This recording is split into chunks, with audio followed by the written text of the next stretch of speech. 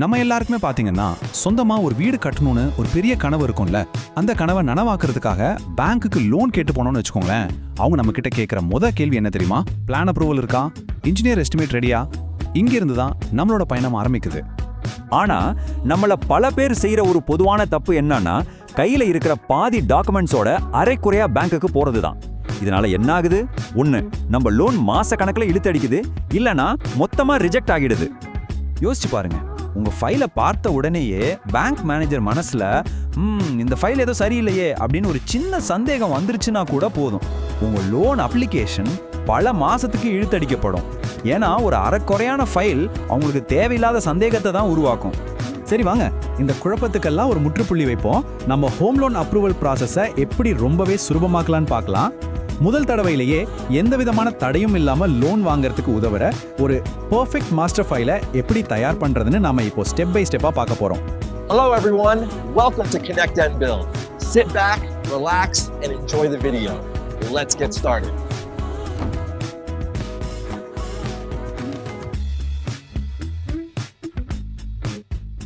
Like, share, and subscribe to Connect and Build. I have already done. Did you guys subscribe?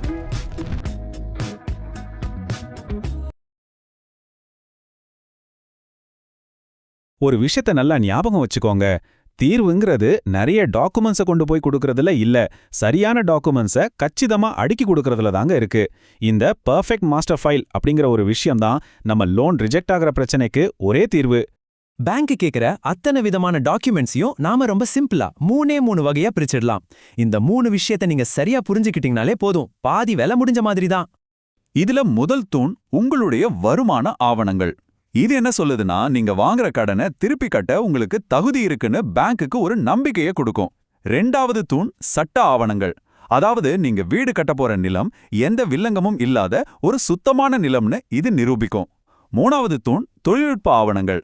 இது நீங்க கட்டப்போற வீட ஒரு சரியான லாபகரமான முதலீடுதான்னு வங்கிக்கு உறுதிப்படுத்தும். இந்த வருமான ஆவணங்கள் பகுதி பாத்தீங்கன்னா ரொம்பவே நேரடியானது.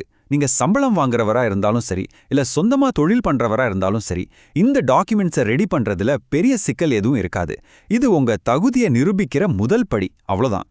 ஆனா ஒரு முக்கியமான உண்மை என்னன்னா, இன்கம் ஃபைல் சரியில்லைன்னு சொல்லி அதிக லோன்கள் ரிஜெக்ட் ஆகிறது இல்ல. உண்மையான சவாலே நம்ம சொத்து சம்பந்தப்பட்ட டாக்குமெண்ட்ஸ்ல தான் ஆரம்பிக்குது. வாங்க, இப்ப நம்மள ரொம்ப குழப்பக்கூடிய இந்த நிலம் மற்றும் வீடு சம்பந்தப்பட்ட சட்ட மற்றும் தொழில்நுட்ப ஆவணங்களை பத்தி ரொம்ப தெளிவா பார்க்கலாம். இதுல ரொம்ப முக்கியமானது என்னன்னா, 30 வருஷத்துக்கான தாய் பத்திரங்கள். இது ஒரு சங்கிலி மாதிரிங்க. அந்த நிலம் யார் யார்கிட்ட இருந்து கைமாறி இப்போ உங்ககிட்ட வந்திருக்குங்கிற முழு கதையும் இதுல இருக்கணும். அந்த சங்கிலியில ஒரே ஒரு கண்ணி விடுபட்டா கூட பேங்க் உங்க ஃபைலை ஓரங்கட்டிடும். ஜாகிரதை. அடுத்து வில்லங்கச் சான்றிதழ், அதாவது ஈசி. இது எதுக்குன்னா, பேங்க் உங்க நிலத்தை தானே அடமானமா எடுத்துக்குது. அதனால அந்த நிலத்து மேல வேற எந்த கடனோ கோர்ட் கேஸோ இல்லைன்னா அவங்களுக்கு உறுதியா தெரியணும் இல்லையா? இந்த ஈசி உங்க சொத்து ஒரு சுத்தமான சொத்துன்னு ஒரு சர்டிபிகேட் கொடுக்கற மாதிரி. நீங்க கொடுக்கற இந்த எல்லா சட்ட ஆவணங்களையும் பேங்க் என்ன பண்ணுவாங்கன்னா, அவங்களோட பேனல் லாயருக்கு அனுப்பி லீகல் ஒப்பீனியன் வாங்குவாங்க.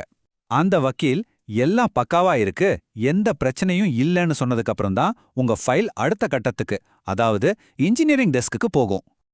இப்போ டெக்னிக்கல் ஃபைல். இதுதாங்க உங்க லோன் தொகையை முடிவு பண்ண போற முக்கியமான இடம். இதுல 2 விஷயம்தான். 1, அரசாங்கத்தால அங்கீகரிக்கப்பட்ட உங்க வீட்டுக்கான பிளான். 2வது, அந்த வீட்டை கட்ட எவ்வளவு செலவாகும்னு சொல்ற இன்ஜினியர் எஸ்டிமேட். இப்போ இந்த ஸ்லைடை கொஞ்சம் பாருங்க, இது ரொம்ப முக்கியம். நீங்க தமிழ்நாட்டுல எங்க வீடு கட்டினாலும் சரி, முறையான அரசு அங்கீகாரம் இல்லாம பேங்க் ₹1 கூட கடன் தராது.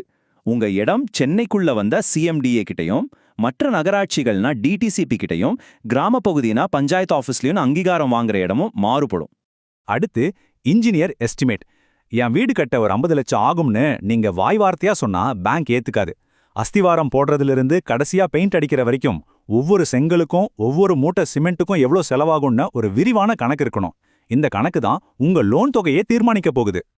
இந்த எஸ்டிமேட்டை யாரு வேணா போட்டு தந்துட முடியாது. உங்க பகுதியில இருக்கிற மாநகராட்சி அல்லது நகராட்சியில பதிவு செஞ்ச ஒரு இன்ஜினியர் அல்லது ஒரு ஆர்கிடெக்ட் மட்டும்தான் இதை கையெழுத்து போட்டு அவங்களோட சீல் வச்சு தரணும். அப்போதான் அது பேங்க்குக்கு செல்லுபடியாகும். சூப்பர். இப்போ தேவையான எல்லா டாக்குமெண்ட்ஸும் நம்ம கையில தயாரா இருக்கு. இதை எப்படி பேங்க்ல பிரசன்ட் பண்ணி முதல் பார்வையிலேயே மேனேஜரை இம்ப்ரெஸ் பண்ணி வேலையை வேகமா முடிக்கிறதுன்னு பார்க்கலாமா? இப்போ உங்களுக்கு ஒரு சூப்பரான ப்ரோ டிப். முதலில் நிலம், பிறகு வீடு. இந்த மந்திரத்தை மறக்காதீங்க. நிறைய பேரு நிலம் வாங்கவும் வீடு கட்டவும் சேர்த்து ஒரே லோனா அப்ளை பண்ணுவாங்க. அது ரொம்பவே மெதுவான ப்ராசஸ். அதுக்கு பதிலா முதல்ல நிலத்தை வாங்கி பட்டாவை உங்க பேர்ல மாத்திட்டு அதுக்கப்புறம் கட்டுமானத்துக்கு மட்டும் லோன் கேட்டீங்கன்னா உங்க வேலை ஜெட் வேகத்துல நடக்கும். நீங்க தயார் செஞ்ச எல்லா டாக்குமெண்ட்ஸையும் அப்படியே மொத்தமா கொடுக்காம இன்கம், லீகல், டெக்னிக்கல்னு 3 தனித்தனி ஃபைலா பிரிங்க. ஒவ்வொன்றுக்கும் ஒரு இண்டெக்ஸ் பேப்பர் போட்டு நீட்டா பிரசன்ட் பண்ணுங்க. இத பார்க்கும்போதே மேனேஜருக்கு உங்க மேல ஒரு நல்ல அபிப்பிராயம் வந்துடும். கடைசி ஸ்டெப்பா பேங்கோட பேனல் வேல்யூவர், அதாவது அவங்களோட இன்ஜினியர் உங்க இடத்துக்கு நேர்ல வந்து பாப்பார். உங்க ஃபைல் பக்காவா இருந்து நீங்க கொடுத்த எஸ்டிமேட்டும் சரியா இருந்தா அவரை எந்த கேள்வியும் கேட்காம உடனே அப்ரூவ் பண்ணிடுவார். வேலை இன்னும் சுலபமா முடிஞ்சிடும். இப்படி எல்லாத்தையும் சரியா திட்டமிட்டு கச்சிதமா ஒரு ஃபைலை ரெடி பண்ணீங்கன்னா நம்புங்க, வெறும் 15 வேலை நாட்கள்ல உங்க வீட்டு கடன் உங்க கைக்கு வந்துடும். ஆச்சரியமா இருக்கலாம், ஆனா இதுதான் நிஜம். அதனால வீட்டுக்கடன் வாங்குறது ஏதோ பெரிய மலை ஏறுற மாதிரி கஷ்டமான விஷயம்னு தயவு செஞ்சு நினைக்காதீங்க. அது சரியா திட்டமிட்டா ரொம்ப சுலபமா நடந்து போகக்கூடிய ஒரு பாதை தான். கடைசியா ஒரே ஒரு கேள்விதான். நீங்க உருவாக்குனது வெறும் டாக்குமெண்ட்ஸ் இருக்கிற ஒரு ஃபைல் இல்ல, அது உங்க கனவு வீடு, ஒரு பாதுகாப்பான மிகச்சிறந்த முதலீடுன்னு பேங்க்குக்கு எடுத்து சொல்ல போற ஒரு கதை.